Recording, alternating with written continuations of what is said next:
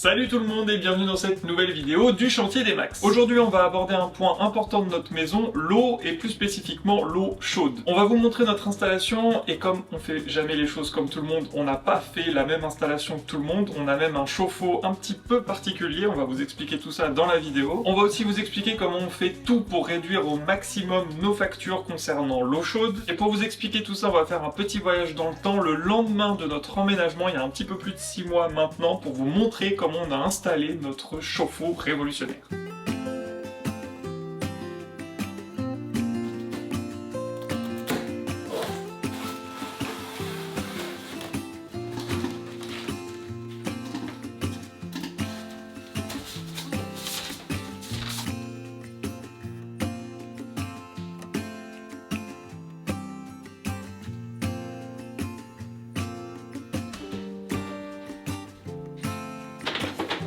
Donc première étape avant d'installer la bête, il va falloir vider l'eau du circuit d'eau chaude qui était froid jusqu'à présent, puisque on avait en fait fait un couplage eau chaude, eau froide pour vérifier que tout était bien étanche quand on a fait notre installation. Donc là, pour ainsi dire, là c'est l'arrivée d'eau froide qui va arriver dans le chauffe-eau et du coup l'eau chaude qui est censée repartir dans la nourrice d'eau chaude qui est ici. Donc ça va rentrer dans le chauffe-eau et ça va sortir du chauffe-eau.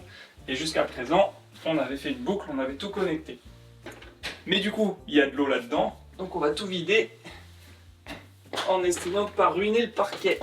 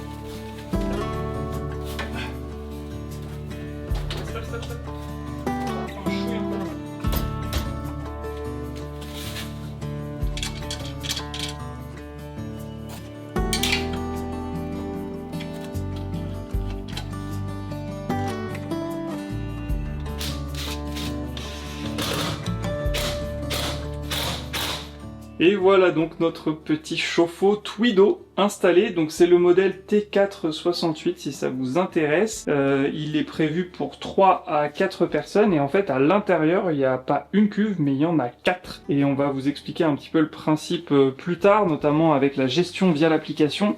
Mais avant, il va falloir faire les raccordements, donc eau chaude, eau froide comme je vous disais. Là, on a l'évacuation de secours et l'alimentation électrique. Donc on va faire venir tout ça sur le côté ici, après ça va rentrer là-dessous.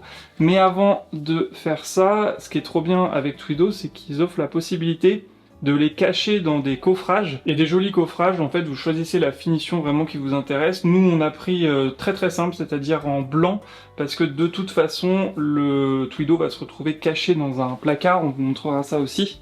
Donc voilà, on s'est dit que ça servait à rien de prendre un motif en bois ou quelque chose d'un petit peu plus coloré, mais au moins ça va le protéger et puis ça va faire une finition vraiment sympa.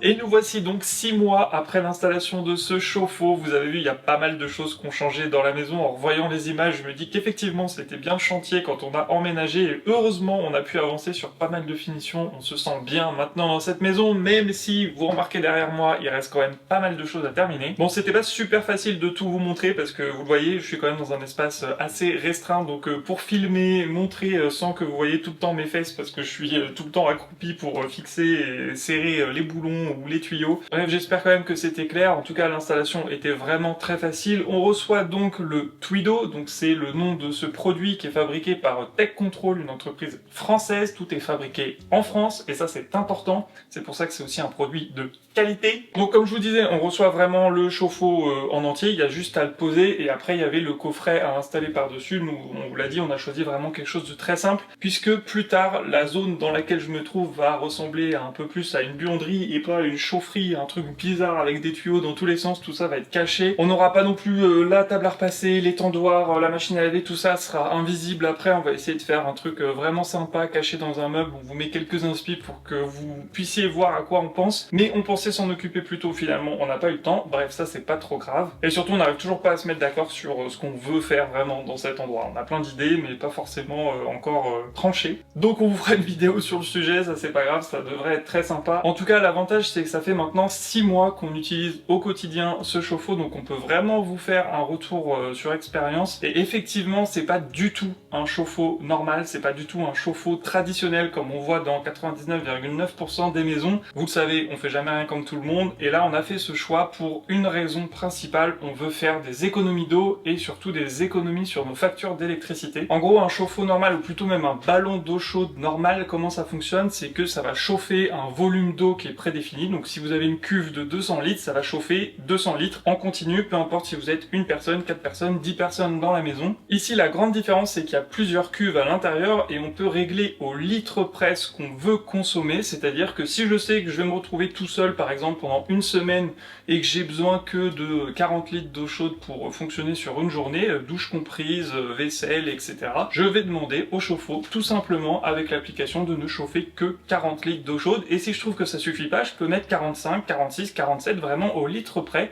Ça, c'est super pratique. Nous, on a remarqué que 80 litres d'eau chaude par jour pour 2 personnes, c'était vraiment idéal. Et quand on sait qu'on a du monde qui vient nous voir et qu'on peut se retrouver à 4, à 6, à 8 personnes, on peut monter jusqu'à 160 litres. Et après, il y a plusieurs modes de chauffe qu'on peut tout simplement choisir, encore une fois, dans l'application. Et ça, vraiment, c'est un bonheur, c'est super simple à faire. Là, nous, pour faire, encore une fois, des économies sur nos factures, on ne fait fonctionner le chauffe-eau que sur les heures creuses. Donc nous, on a 2 créneaux, un la nuit et un en plein milieu de l'après-midi. Donc l'eau n'est chauffée vraiment qu'à ces moments bien précis, ça veut dire qu'on va consommer beaucoup moins d'électricité, et encore une fois, on ne chauffe que 80 litres. Le gros avantage pour nous aussi, et vous le savez, on essaie de faire attention à la consommation des ressources, et l'eau évidemment est super importante. Par exemple, comme on sait qu'on a le droit à 80 litres d'eau par jour, on fait attention à notre consommation d'eau, notamment dans la douche. Quand on sait qu'on est arrivé au bout des 80 litres d'eau chaude, clairement, il y en a un ou deux qui a abusé, c'est pas normal d'être resté si longtemps sous la douche, il n'y a pas besoin. Donc c'est aussi un bon moyen de se restreindre, de faire attention, et encore une fois, si vous voulez consommer plus de manière exceptionnelle parce que vous avez du monde chez vous, c'est aussi tout à fait possible. Donc celui-là, il est prévu pour supporter jusqu'à une famille de 4 personnes, mais franchement, si vous n'avez pas les mêmes horaires, ça peut clairement aller même au-delà, et puis de toute façon, Twido, en tout cas Tech Control, propose des chauffe-eau encore plus grands ou plus petits en fonction aussi de l'usage que vous avez. Alors évidemment, c'est un investissement un petit peu plus important qu'un chauffe-eau ou un ballon d'eau chaude classique. La seule différence, c'est que lui, il va être garanti 10 ans, donc c'est quand même un gage de qualité important. Et en plus de ça, il s'adapte à vos usages tout au long de votre vie. Si un jour, nous, on se retrouve avec des triplés qui arrivent d'un coup, je l'espère pas, clairement, au moins on pourra gérer pour avoir de l'eau chaude en plus sans avoir à changer tout ça. À l'inverse, si vous aviez vos enfants chez vous, mais qu'ils partent à l'université ou autre, et ben c'est pareil, vous pouvez diminuer directement dans l'application la consommation pour gérer vraiment au jour le jour. Si vous avez aussi des horaires très précis, vous savez que vous prenez votre douche tous les matins à 7h pile, vous pouvez demander au chauffe-eau de vous chauffer l'eau pour 7h pile juste pour prendre votre douche. Ça chauffe pas du reste de la journée, en tout cas la semaine, comme ça, voilà, vraiment vous pouvez gérer vos consommations comme vous avez l'habitude de le faire. Encore une fois, pour faire des économies super importantes, et je disais que c'était un petit peu plus cher à l'achat parce que c'est un produit de qualité, mais finalement sur le temps long, vous allez lisser vos dépenses, puisqu'un chauffe-eau qui chauffe à longueur de journée 200 litres d'eau alors que vous avez besoin que de 40 litres, c'est quand même dommage, et vraiment je comprends même pas pourquoi tous les chauffe-eau ne fonctionnent pas comme ça, c'est vraiment nickel. En plus de ça, c'est super compact, là vous avez vu, ça prend quoi, 25 cm de large à peu près, sur à peu près 1 mètre de long. On aurait pu le mettre dans l'autre sens. D'ailleurs, au départ, on avait prévu de le mettre dans l'autre sens. Finalement, on s'est dit que ça prendrait moins de place comme ça, on peut plus profiter de la profondeur du placard. Et ils font même un système que vous pouvez intégrer au-dessus d'un bâti support de WC suspendu pour avoir un gain de place supplémentaire. Ça, franchement, c'est super pratique, super ingénieux. Et nous, on peut que vous le recommander, surtout que maintenant, ça fait vraiment 6 mois qu'on l'utilise. En plus, je vous avoue que la gestion sur l'application, de voir un petit peu où on en est au litre près de notre consommation d'eau, moi, je trouve ça génial. Avec mon petit côté geek, j'adore absolument tout connecter dans la maison, donc ça c'est vraiment bien. Et il faut dire que nos premiers mois dans la maison, ça a été un peu un challenge, vous le savez, pour gérer l'électricité, parce qu'on était connecté uniquement avec quelques panneaux et nos batteries qu'on avait installées dans le vide sanitaire. On arrivait à faire chauffer le Twido là-dessus, on avait de l'eau chaude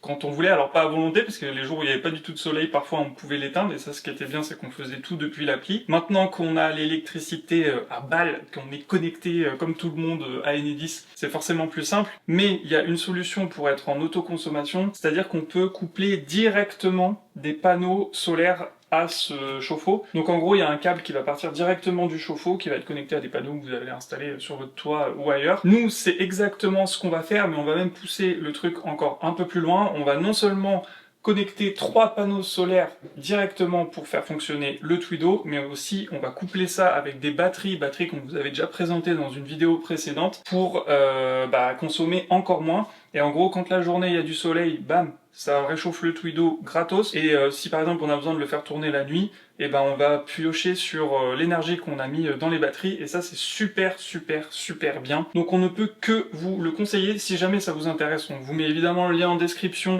vers Twido, Tech Control, le modèle qu'on a utilisé. Vous allez voir sur leur site, ils font aussi plein de modèles, vous pouvez demander un devis si ça vous intéresse. Twido vous annonce jusqu'à 80% d'économie d'énergie par rapport à un chauffe-eau classique. Franchement, foncez, c'est français, ça fait toujours plaisir de mettre en avant des produits comme ça. Donc maintenant, on va passer à la phase où justement on va connecter tout ça à nos batteries et nos panneaux. On va vous montrer ça, mais d'abord un petit coup de ménage, parce que entre le chantier et le chien, il y en a un peu ras-le-bol. Depuis qu'on a emménagé dans cette maison, et parce qu'on a envie de s'y sentir bien en toutes circonstances, je vous avoue qu'on est de plus en plus maniaque niveau propreté, parce que maintenant qu'on a dépensé tant d'énergie pour construire cette maison, eh bien on a envie qu'elle soit propre en toutes circonstances, notamment au niveau des sols, et surtout avec notre cher Cusco, notre petit Napo et notre cher Loki. On a tout le temps des poils partout, et en plus là on est en automne-hiver, autant dire que quand ils rentrent de leur petite promenade extérieure, il y a de la boue partout. partout et il y a des poils partout, c'est une catastrophe. Du coup, aspirateur et serpillière, c'est quasiment quotidien et on en avait un petit peu ras-le-bol. Alors on a trouvé une première solution avec un robot aspirateur qui pour le coup fait le boulot à notre place et qui fait très bien le boulot à notre place. Mais dernièrement, on s'est doté d'un aspirateur qui fait aussi serpillière en même temps et sur le coup, j'étais un petit peu dubitatif de mélanger aspiration et nettoyage à l'eau en même temps. Je me disais que ça allait pas forcément marcher ou que ça ne serait pas forcément très utile. Mais justement, dès qu'il y a des petites saletés par terre, des poils, des miettes, vous avez renversé un petit liquide, etc. Là, vous avez simplement à sortir un seul outil et dans le cas présent, ça vient de chez Dreamy. Encore une fois, vous savez qu'on est très fan de cette marque. Chez qui on a pris le H15 Pro Kit. Évidemment, c'est sans fil, il n'y a plus qu'à le sortir de sa petite base. Après, on choisit le mode, soit un mode intelligent qui va détecter automatiquement le niveau de saleté, un mode aspiration tout court ou un mode qui va aspirer et nettoyer en même temps à l'eau chaude. Et ça, c'est important pour avoir un résultat nickel dès le premier passage. L'eau chauffe jusqu'à 85 degrés, donc ça c'est important pour pas avoir de bactéries sur votre serpillière et surtout pour nettoyer votre sol en profondeur. Il a une excellente autonomie, un peu plus d'1 heure, donc pas besoin non plus de le recharger toutes les 5 minutes, ça c'est très pratique. Et justement, comme il n'y a pas de fil, vous n'êtes pas embêté pour passer d'une pièce à l'autre. C'est extrêmement maniable, vous accédez à tous les recoins, vous passez même sous les canapés parce qu'il peut se mettre complètement à plat. Une fois que vous avez fini votre ménage, vous le replacez sur sa station et il va se laver automatiquement, il va sécher la serpillière pour que ce soit nickel, qu'il n'y ait pas d'odeur, qu'il n'y ait pas de bactéries, ça c'est super important. Comme d'habitude, vous retrouvez toutes les informations en description vers le produit. C'est un produit Dreamy qui nous aide donc à garder notre maison propre, mais aussi à financer ce chantier. Donc merci à eux, sans eux, pas de maison propre et surtout pas de vidéo chaque dimanche. Donc merci à Dreamy. Et justement, on a encore un petit peu de boulot, donc on s'y remet.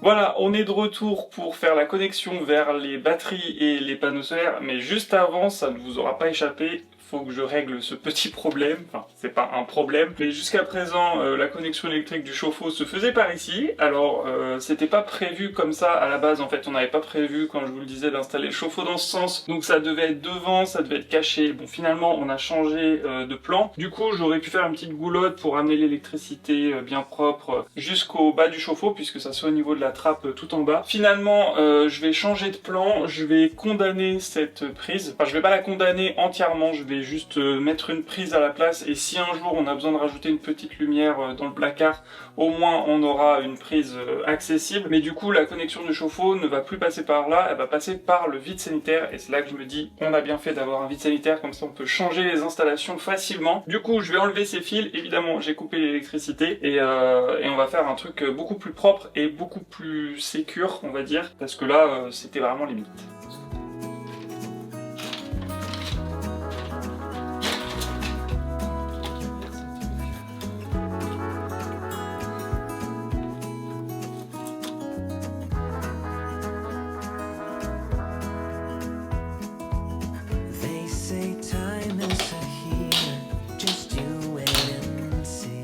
Bon, j'avais plus de prise blanche, le noir ça ira très bien, le côté esthétique au fond du placard, on s'en fiche un petit peu.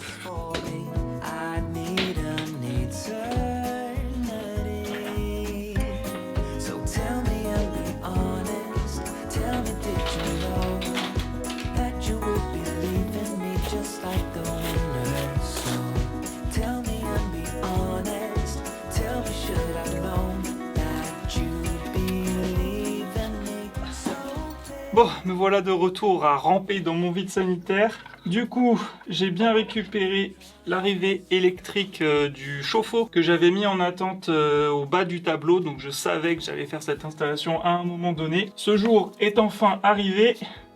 Et d'ailleurs, je suis pas en train du tout de prendre le bon câble. C'est celui-ci.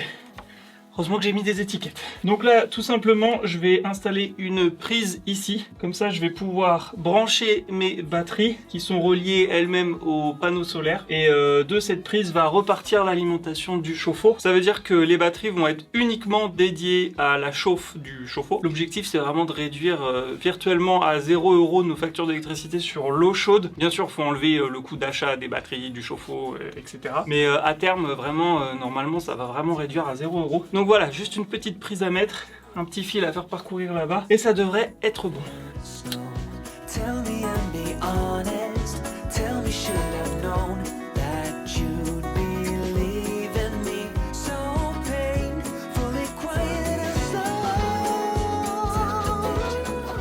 Voilà, le câble électrique est remonté jusqu'au niveau du chauffe-eau, donc ça repasse par là. J'ai pas refait de trou parce qu'en fait là je me trouve vraiment juste en dessous. D'ailleurs ça c'est l'évacuation de la vanne de sécurité, de la vidange du chauffe-eau. Je voulais faire un trou juste à côté mais j'ai pas tellement de place là-haut, donc c'est pas grave. Je suis repassé dans le trou que j'avais déjà au niveau où tous les tuyaux passent.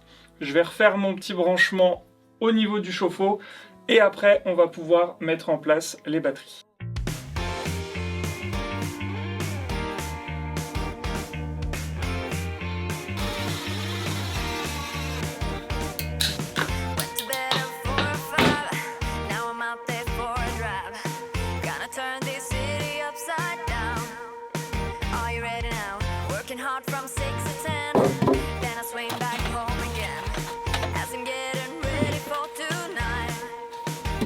Petite connexion à l'application.